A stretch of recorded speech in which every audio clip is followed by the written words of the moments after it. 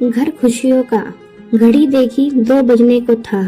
जल्दी से गैस के तीनों बर्नर जला दाल चावल व सब्जी एक साथ रख दिए। इधर आटा गूंथ सलाद भी सजा टेबल लगा दी। संदीप के आने में 20-25 मिनट थे, इसलिए मायके फोन लगा भाभी से बात करने की सोची। खैर इधर उधर की बातों के बीच ही भाभी ने आवाज लगाई, सरिता बेटा जरा छोलों का मसाला भून लेना, और हाँ गैस पर पुलाव के लिए कुकर भी रख देना, मैं अभी बुआ से बात कर आ रही हूँ। भाभी और गरिमा की बातें सुन इतना अच्छा लगा कि पल भर को भूल गई फोन पर भाभी के साथ हूँ। अच्छा दीदी फिर बात करती हूँ, सरिता को आज पुलाव बनाना सिखाना है, उसने गैस ऑन कर दी होगी। हाँ कहकर मैंने भी फोन रखा। सरिता पढ़ी लिखी लड़की थी, इसलिए शादी के 3-5 महीने बाद जब जॉब करने की बात कही तो ना भैया ना भाभी का ही मन था, किंतु सरिता के साथ फिर सौरभ का भी मन देख दोनों ने जॉब करने की हाँ कर दी। जहाँ सरिता को जाना था घर से काफी दूर था, करीब 1.5 से 2 घंटे जाने और इतना ही आने में समय लगता।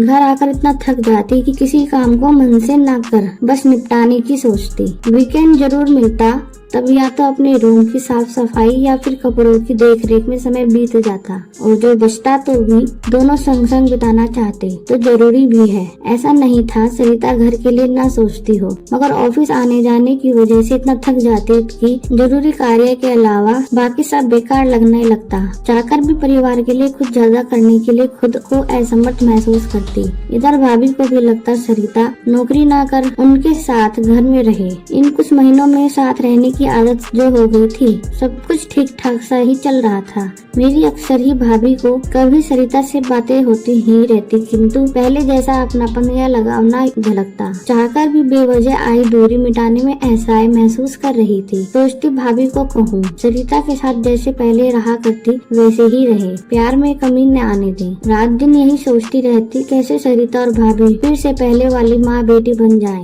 बस इसी उधेड़-बुन में लगी हुई थी कि अचानक देश में लॉकडाउन की स्थिति हो गई। कुछ दिन तक तो समझ नहीं आया यह क्या हो गया, हर कोई अचंभित सा हो गया था। खैर धीरे धीरे इस नए जीवन को जीने में सभी अभ्यस्त होने लगे। सौरभ और सरिता भी कुछ दिन तक ऑफिस गए, फिर कंपनी की तरफ से सबको घर में ही काम करने को कह दिया गया। सोचते सोचते ही खाने पीने का काम निपट गया, मालूम ही न पड़ा। खैर आज दिल बहुत खुश था, जो मैं अंतर मन से चाह रही थी वही पूर्ववत माँ बेटी का रिश्ता जीवंत हो उठा था। आज शाम से ही हल्की हल्की बूंदाबांदी हो रही थी। संदीप और बच्चों को अच्छा लगेगा, सोच फटाफट चाय के साथ आलू प्याज के पकोड़े बना सबको आवाज लगाई। चाय पीकर कब डिनर के लिए क्या बनाऊं सोच ही रही थी कि भाभी का फोन बज उठा। हेलो कहते ही बोली, पकोड़े खा रही होंगी तुम दोनों भाई बहन, एक जैसे ही हो। अभी सरिता ने पनीर व गोभी के पकोड़े बनाकर खिलाए हैं, तुम्हारे भैया को बेटी के हाथ के कुछ ज्यादा ही अच्छे लगे। शगुन के 2100 रुपए हाथ पर रखते हुए बोले, बेटिया मुझे रोज ही खिला दिया कर, सच खाकर मजा आ गया।